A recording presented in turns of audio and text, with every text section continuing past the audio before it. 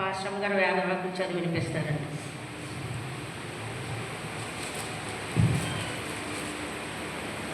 కీర్తనలండి 120 అధ్యాయం 1-2 చదువుకున్నాము.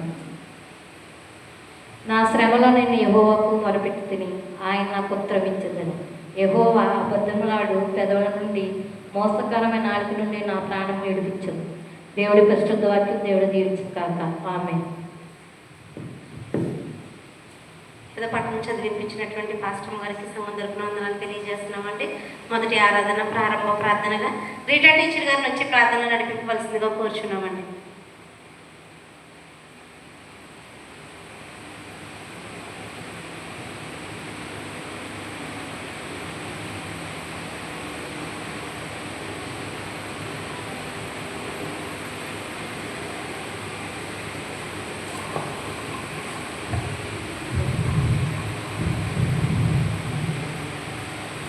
ఒక్క పాపములు మోసుకొని పో దేవుని గొర్రెపిల్లని వేసి ఆయనకి లెక్కలేని స్థుతులు స్తోత్రములు తండ్రి.